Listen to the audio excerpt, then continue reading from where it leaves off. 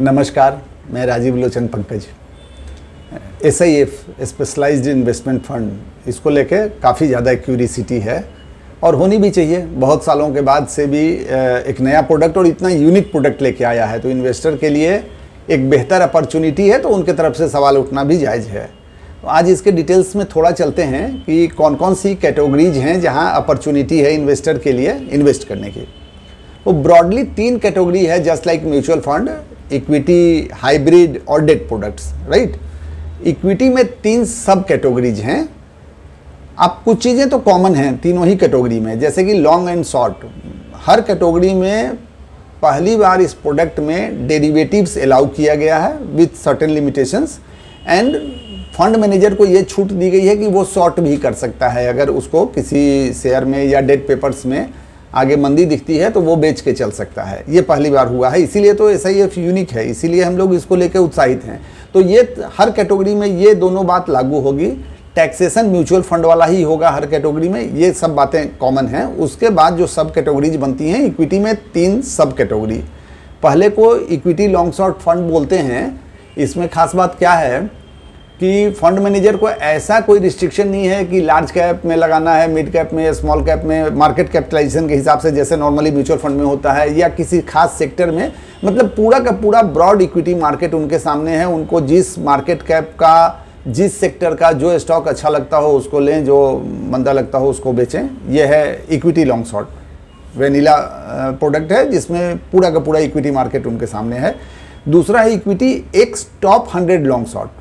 इसमें खास बात क्या है, ये इंटरेस्टिंग है कि जो टॉप मार्केट कैपिटलाइजेशन वाइज जो टॉप कंपनीज हैं उसमें फंड मैनेजर इन्वेस्ट नहीं कर सकते हैं, क्योंकि बहुत लोगों का मानना है कि ग्रोथ पोटेंशियल टॉप 100 के बाद वाली कंपनीज में ज़्यादा है। तो टॉप 100 कंपनी छोड़ के फिर उसके बाद पूरा इक्विटी मार्केट में वो जिस सेक्टर में, जिस शेयर में इन्वेस्ट करना चाहें वो करें। और तीसरा सबसे इंटरेस्टिंग है sector rotation. Sectoral fund mutual fund से तो लगभग लोग परिचित हैं, लेकिन क्या होता है कि किसी एक खास सेक्टर में इन्वेस्टमेंट करना होता है और उसी सेक्टर में फंड मैनेजर का इन्वेस्टमेंट रहता है। इसमें क्या है कि वो 4 सेक्टर्स में इन्वेस्ट कर सकते हैं, एक नहीं।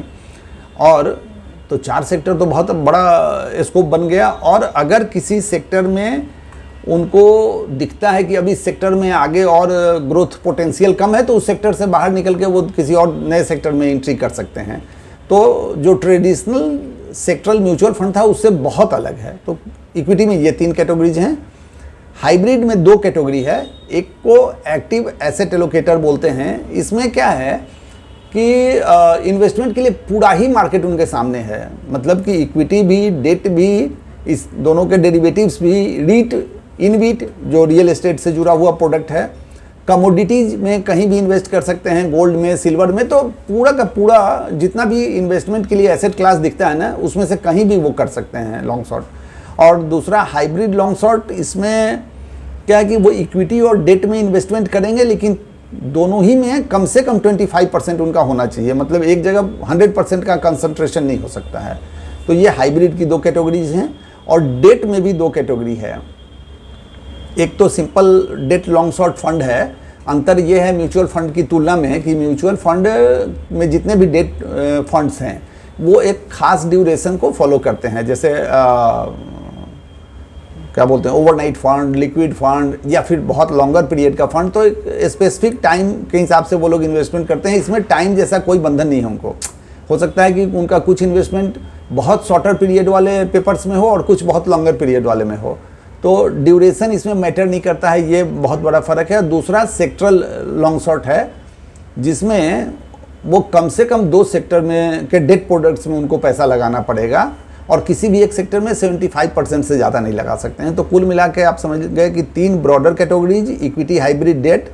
इक्विटी में 3 फंड्स, डेट में 2 फंड्स और हाइब्रिड में 2 फंड्स। और इंटरेस्टिंग बात है कि हर AMC को SIF में एक कैटेगरी में एक ही फंड लाने का परमिशन होगा। मतलब क्या हो गया कि कुल मिला के 7 फंड से ज़्यादा कोई AIF ला ही नहीं सकता है। म्यूचुअल फंड में आप देखते हैं कि ढेर फंड्स हैं हर AMC के पास, इसमें ऐसा नहीं होगा। इसमें बस 7 ही फंड रहेगा। और मोटे तौर पर मेरे ख्याल से ज़्यादा इंटरेस्टिंग लोगों को हाइब्रिड का एक फ़ंड और इक्विटी का फ़ंड लगेगा। लेकिन अभी डिटेल्स और आते हैं, फंड्स आते हैं तो और डिटेल में बात होगी। अगर आपके मन में कोई सवाल उठता हो तो ज़रूर पूछिएगा। और अगर आप मेरे वीडियो को रेगुलर पाना चाहते हो तो मेरे चैनल को सब्सक्राइब कर लीजिएगा। Okay, thank you.